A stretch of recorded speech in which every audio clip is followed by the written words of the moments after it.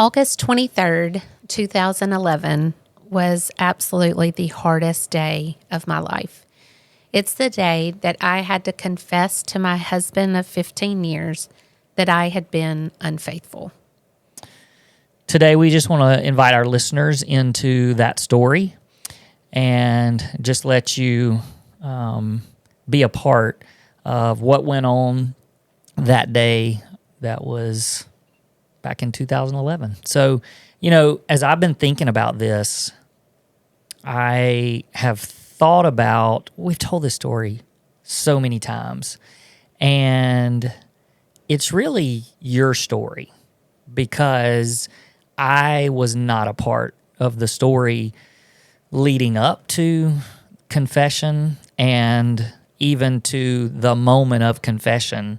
And that's when basically I was invited into the story, and then it became our story.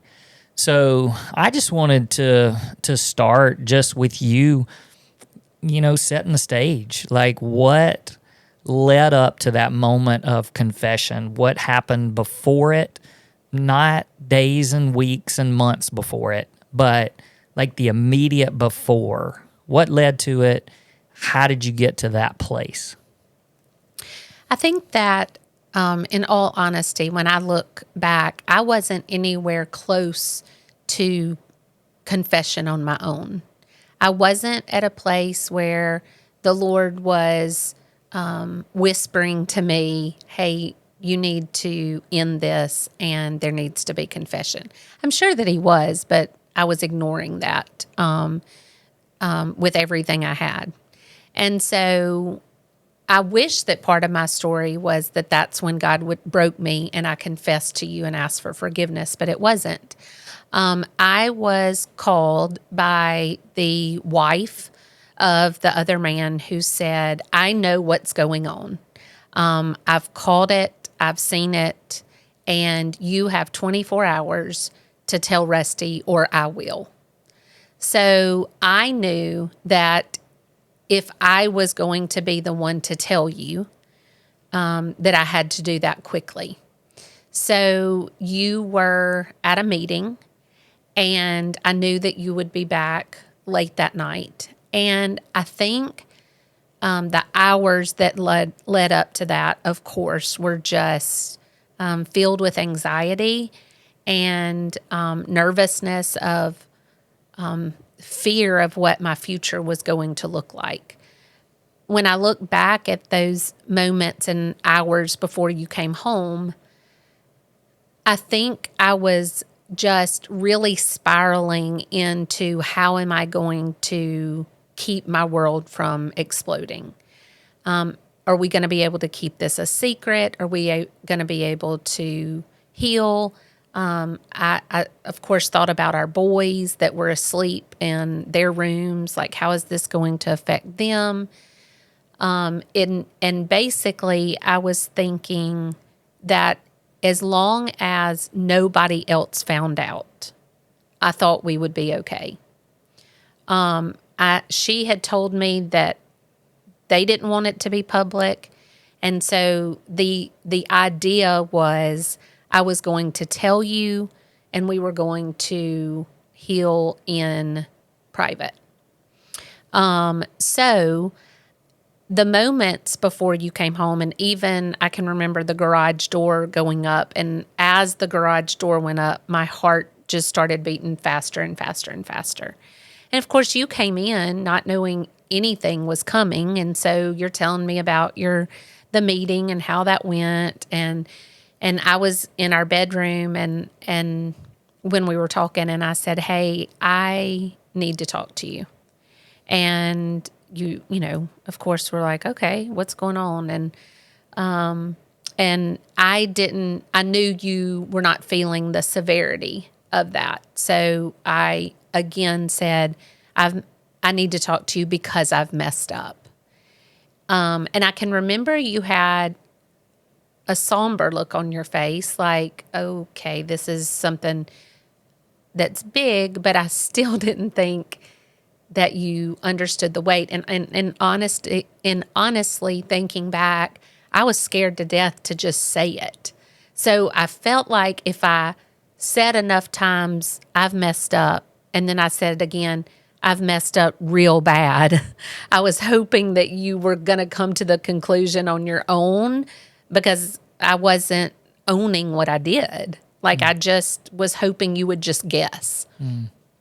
And so when I said, I've messed up real bad, I could see on your face that you knew what was coming, but you didn't let me off very easily, and you just stood there.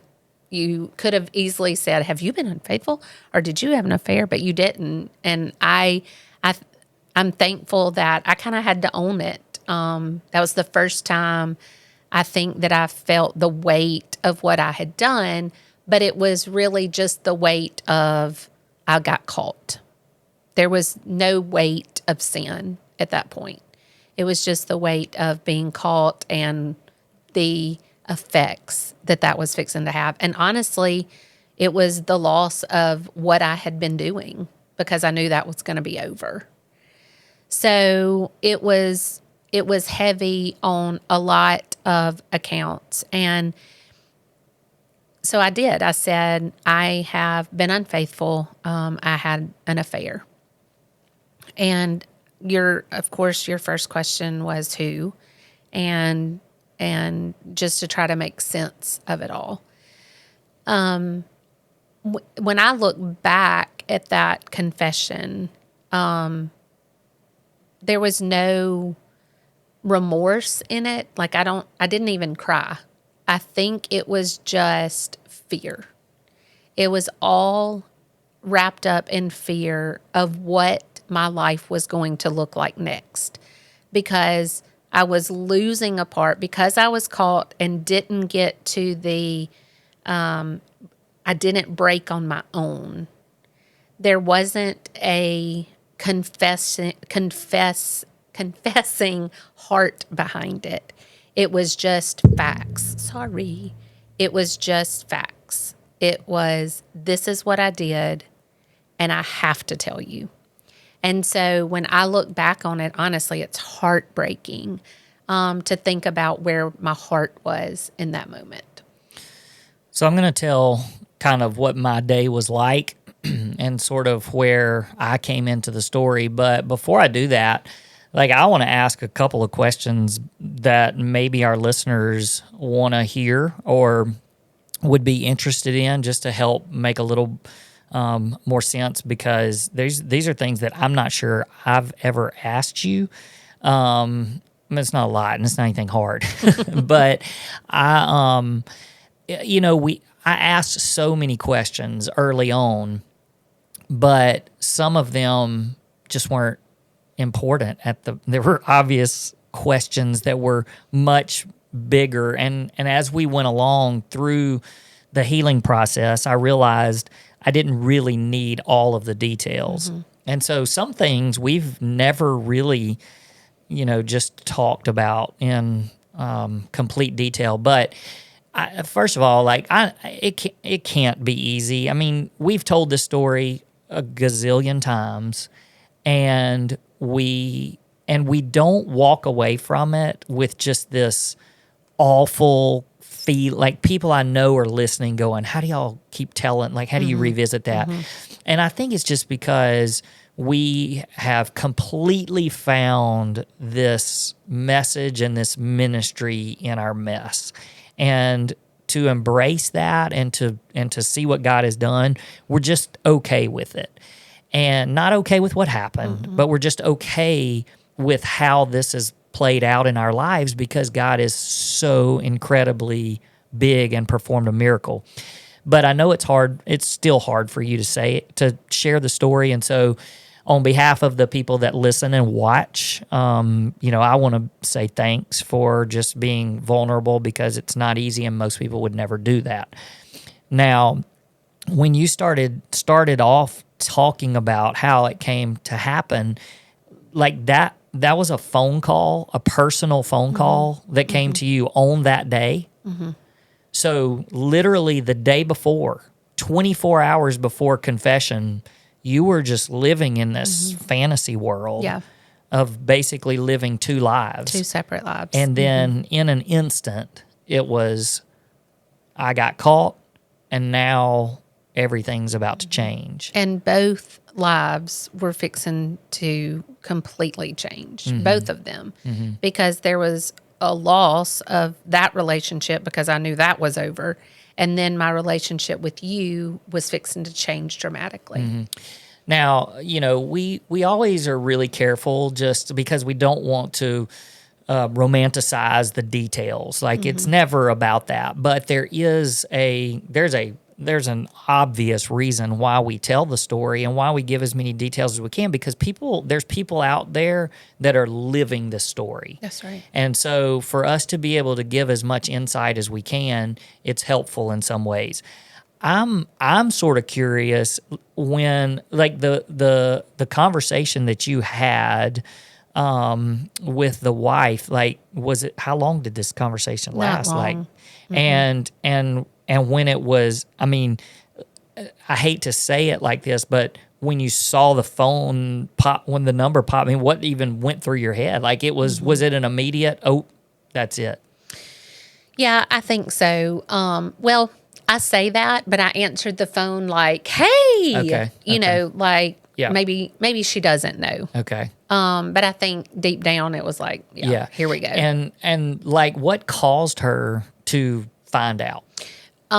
Well, she caught us in communication through an app, a gaming app that we were playing back and forth. And that's how we were communicating. So you could play this game back and forth, the Words with Friends game, but you could talk in the background. So we weren't talking through text message, we were talking through that game. And she just had her suspicions that something was going on, is what she said. And so she was able to log in to that same gaming account on an iPad and read everything that we had ever talked about. Well, and I think that's important. And the reason why is because just for people to be sensitive, as we get into it and start talking more about our healing process, boundaries were such a huge thing, and we didn't have those. And so, the lack of boundaries led to that type of vulnerability and just being susceptible to the enemy. And so those are things that that you just have to be really careful about. And the enemy can use innocent things. Oh, absolutely. For bad. Absolutely. So, like, you're thinking... Because it certainly started. Yeah. It wasn't like you got together and was like, hey, let's play this game so that we can communicate secretly with each other. It was completely the opposite. It was just a gaming, and then just, hey, how are you? How was your day? Things started, going back and forth with personal things. Right. And so that's how the intimacy started and the building of that. Right. Now, I may be way off base, and again, a lot of the details that we talked about, for many, many years ago, I don't remember exactly, but I feel like there was someone in the community that may have alerted her, and I may be wrong. Like, somebody said, hey, I feel like, even at the gym, like, somebody said, I feel like there's a little bit too something going on that's too close. And that may have led her to start looking into it. And honestly, I don't know if that was, hey, look into this, or if it was, oh, I knew something was going on once it came out. And I honestly don't remember. I would tell you. I know that was part of the story, that somebody said, oh, I could tell at the gym that something was going on. Like, it was off. Right. But I don't know if that person said, hey, this is happening, or, oh, I knew that was happening. I gotcha. Well, I feel like, you have certainly shared about the day and leading up to it. And I mean, can you just for a second add anything? There had to have been, I'm just throwing something out, 10 hours, 12 hours between the time that you found out I've got to confess and then it actually happened. I mean, how can you even live through those 10 hours or whatever? Well, I I do know, and if you know our story at all, not you, our listeners. I know it. I know it. If you have been a part of our story for a while, you know that brokenness came about a week later. So in this time of confession, I was just trying to keep things from unraveling. I was so worried about my reputation and our reputation, my boys' reputation, which, praise the Lord, they were at an age where it didn't affect them like it could have. But I was so, I was living in complete sin, and I was living in a fantasy world that I was in control. And so even through confession, I felt like I could control it. I felt like, yeah, he's going to be mad, but I can keep things from unraveling. I can keep these things. I was more concerned about the other people. Like, I was like, what if she can't control this? Like, what if she can't control her mouth? Or what if she tells people? Like, I felt like my side of the world, even though I was fixing to experience loss, I didn't think it was going to be out of control. And so it was, even though there was fear, and I mean, I was shaking and I was nervous and I was really scared of how you were going to react. I mean, you are such a calm presence, but I was like, he's going to lose his mind. And so, I didn't know how you were going to react. So that was fearful, but I really did not feel out of control at this point in the confession. Did you talk to anybody at all during those hours? No. So, well, and that even in itself is, I love what you're saying and how you're just explaining this false sense and belief. And again, it's the enemy speaking to you saying, oh, you got this. You got this. It's not a big deal.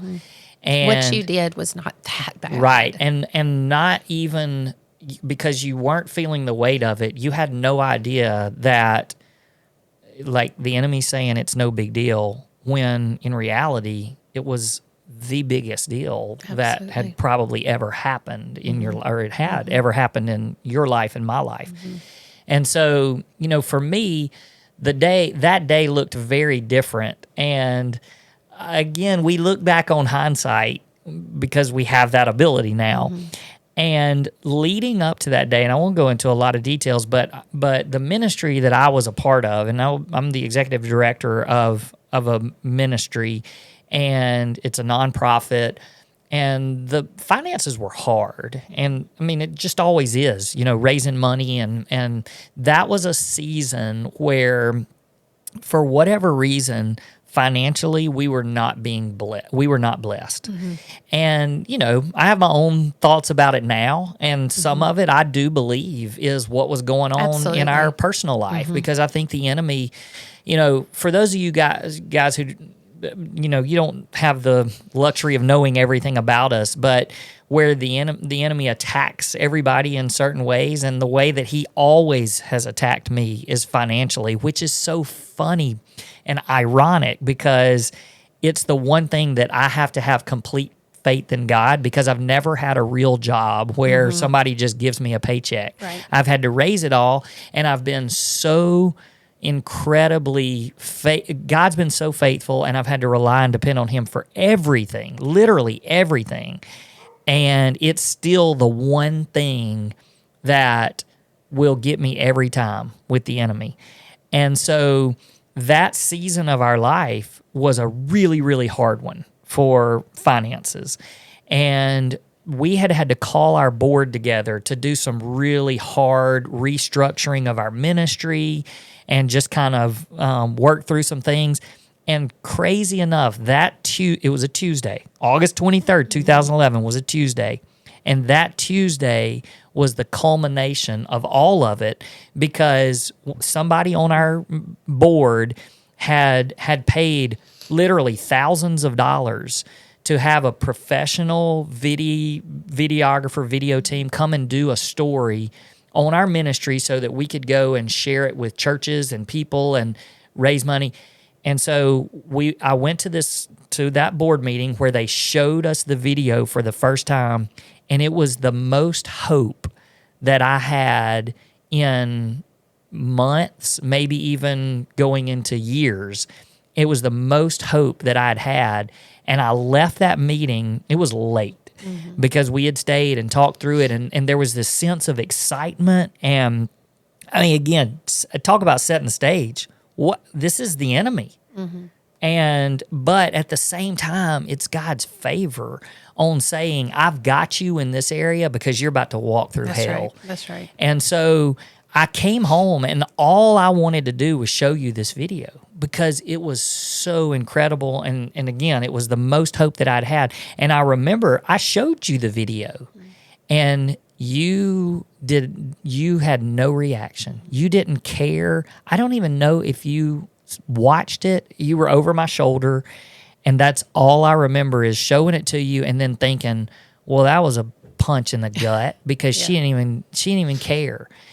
And then that's when you said, we need to talk.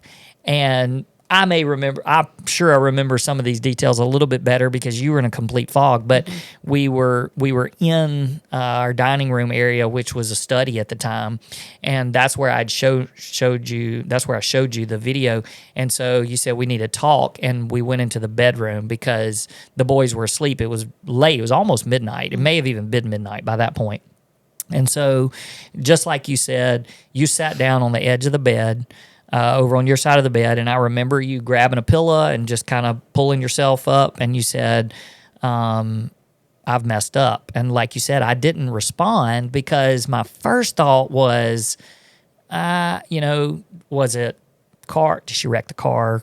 Did she break the washing machine? Those things. Did she spend too much? Did she overspend on her credit card? All of these things. And then you said, I've messed up really bad. And I don't know why, because I never had a real suspicion, although there were weird things that that had happened throughout the summer that I was very uncomfortable about. And a couple of times we even had conversations about it and me being uncomfortable, but never in my wildest dreams did I think that you would have ever been unfaithful.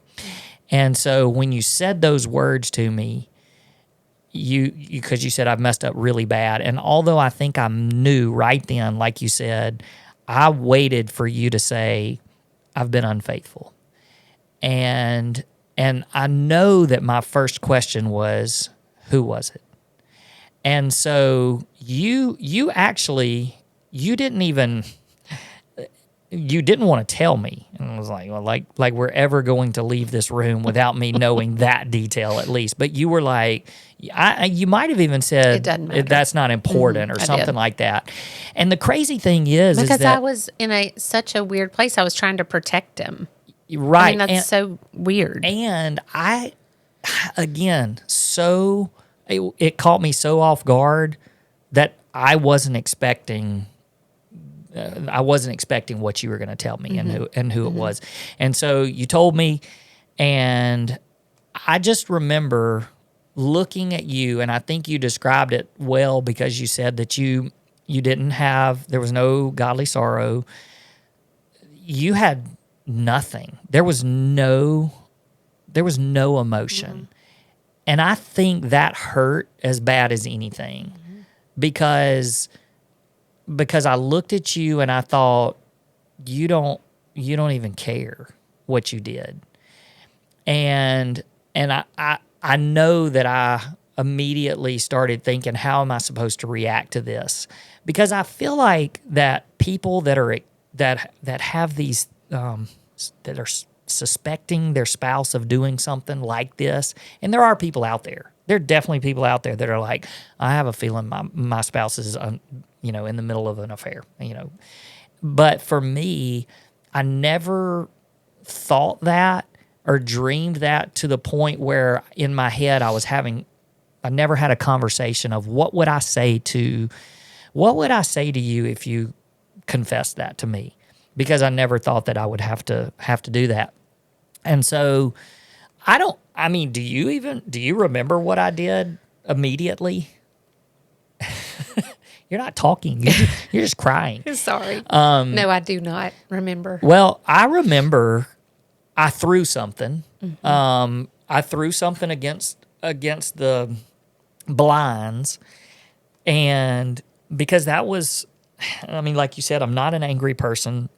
I'm very much in control of my emotions, but I felt like that moment warranted me doing something outrageous, but I couldn't even bring myself to do it. And so I threw something, and like, I honestly, to this day, I remember, I'm not a big cusser. It happens inside, but it never makes it to my lips a lot of times. But I remember thinking, I need to cuss right now. Like, I need to say something. But I don't remember if I did, because I probably chickened out. And I don't know. I didn't know what to do. And I do remember asking you a few questions, because I asked you how long it had happened, found out that it was, several weeks throughout the summer leading up to that. So that's just to give time frame to some of our listeners. So, I think that I asked a handful of questions like that. I wanted to know, like, you said the words. Again, this is an important part of it. So, but you said the words, I've had an emotional and physical affair. So you defined it, and I knew what it was, which was helpful. But I'm sure, and I remember asking a few specific questions about that.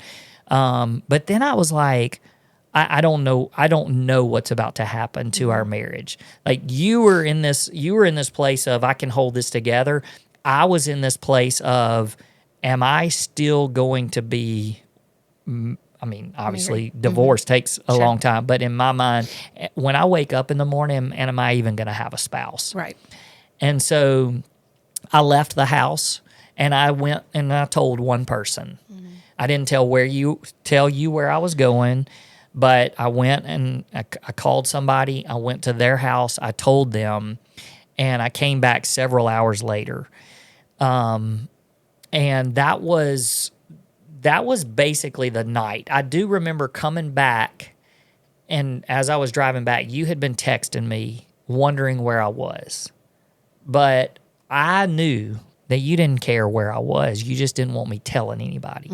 And I think I even remember finally answering your phone call at one point, and the only question you asked was, who did you tell? Yeah, who did you tell? And I think you even said, did you go tell my dad? Like, not my dad, your dad. My dad. You said, did you go tell my dad? And so I made it back to our neighborhood, and I remember sitting down. Which you did not. No, I did not. That was not the person. In fact, the person that I told, I was trying to protect the secrecy of it all, even then, and I was trying to protect you and your reputation. Because I knew, yes, and because at that point I was like, I don't care what happens to her, but I did. I went and I told one person that I knew I could trust, but that also didn't know us well enough to where I knew it wasn't going to go past that person, like, at all. And so, gosh, even thinking back on that, just how God directed those things in moments where I don't know how I was thinking even a little bit clear. But I want to give you a chance to wrap it up here in a second, but I want to share this one thing, because we're gonna go into more of our story, not on this episode, but we're gonna go into more of our story, because there is a before and there is clearly an after. Right. And so, but it's important to set the stage so that people know exactly what happened and who it is that you're listening to, because to know what our redemption story came out of, that's the power of God. So I came back that night, and you were just relieved that I came home. You never said you were sorry, nothing, you didn't care, and none of that. I was never going to lay in the bed with you. I was very angry, obviously all the emotions, hurt, devastated, no hope really. But I went back and I laid down with our youngest son because I knew he probably wouldn't wake up. And laid down with our youngest son. He was 5 at the time. So our kids were 5 and 9. We have 2 boys. And I laid down with him. And as I was laying in the bed, there's a reason that I want to tell this on this side of the story. As I was laying in the bed, I felt like God said, you have permission to leave, because I knew Scripture. And I knew that I could leave this relationship and I could leave with my head held high, because I had not done anything to cause this, or however you want to say it. But I knew I had permission to leave. But I believe that night, laying in bed, I heard God say to me, but I'm asking you to stay. And so at that moment was the first bit of hope that I had, because I believed that God was going to be faithful and was going to heal. And so I that was the night that I looked up, kind of long story, and I'm not going to tell it, but I came across the marriage intensive that I felt like God said, this is what you guys are going to do, and this is going to be a part of your healing journey. Now, I say that because that night, God said, I want you to stay. The next 2 days, Wednesday, Thursday, there were developments. We'll talk about, kind of those practical first steps and the things that we did and who we told and, going to counseling and all that. But over those next couple of days, nothing changed as far as your heart. Right. But then on Friday, more information came out. Yep. The reason why laying in that bed, and this has all been revealed to me over time, but the reason why that Tuesday night laying in bed and listening to God say, I'm asking you to stay. And then Friday, more information came out. And the more information that was when it became public. It was a much bigger deal than what you had told me. And there were more like other things and people involved, all that kind of stuff. It was that Friday was a place that most people would never come back from. Yep. And the reason why Tuesday was so important is because when I look back on it now, what transpired over those 3 days, none of it surprised God. God knew that 3 days later, you were going to tell me the rest of the story. But I don't know, if I had not heard from God on Tuesday say, I'm asking you to stay, I don't know that I would have stayed after Friday. Yeah. But the God that I serve is the same God that told me on Tuesday, you can trust me.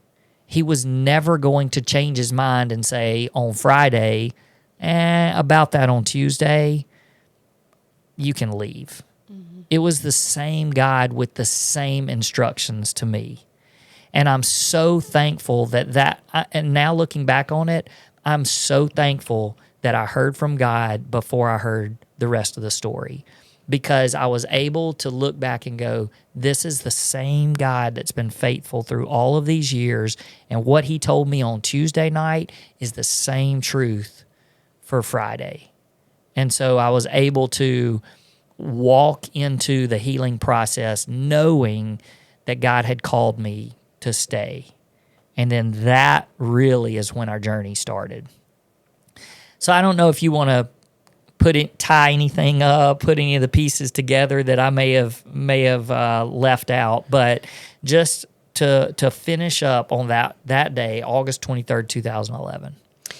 Yeah, when you talk about that Friday, because that's when everything came out, every person involved, every relationship, every detail that you could possibly know, and how many people it affected was that Friday. And I'm thankful for that Tuesday, because even on Friday, I wasn't broken yet. And I couldn't help but think while you were talking how, Jesus, If you grew up in a Southern Baptist church, you know this saying, but if you didn't, I'm fixing to tell you it. It may be Friday, but Monday's coming.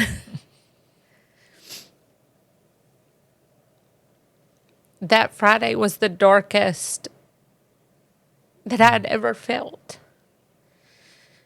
with zero hope that our marriage would make it. And it wasn't Monday that I was broken, but it was soon after. And even though that was the darkest day that I've ever experienced in my life, between that Tuesday and Friday when every sin was exposed and every unfaithfulness was brought to light, you didn't waver. You stood strong and knew that our God was strong enough to handle what all that had been said and what was coming. And your faith in him, I was able to lean on and see that the God that you served, who said, hey, you have permission to leave, but I'm asking you to stay. That same God was going to carry me. And he showed up in a big way for me. If you don't know the rest of our story, I pray that you will come back. If you get off from this podcast and think, ooh, I need to know all the details, I need to know who it was or how many there were, what all happened, you're missing it. The details, and I get really uncomfortable even sharing the details that we shared today because I'm tiptoeing on telling somebody else's story for the people who know who it is. And I don't ever want to do that. But I also know that in seeing these little details and how devastating it was and how difficult and how just morally trash that everything was happening, that if you get caught up in that, you're going to miss Jesus. And the only thing that I want you to hear from this is how big our God is. That even after this mess, we get to continue our story. And so over the next few weeks where we talk about what got us to the point of confession and then what happens after the point of confession, it's all God's story that we're just a part of. Yeah. And I don't want anybody to miss that. If anybody's listening and whatever your circumstance and your situation is, if you just feel hopeless, I just want you to know that there is hope. And the fact that we can sit here and talk about something as devastating as what happened to us on our right after our 15th wedding anniversary, and here we are almost 15 years later, 14 years. We just hit our 29th anniversary, but now here we are all of these years later, and the miracle and the restoration, the redemption that is God's story in our marriage. We want that to give you hope. No matter where you are in your marriage, let that bring you hope today. All right, gang, until next week, we'll see you then. Peace. Peace.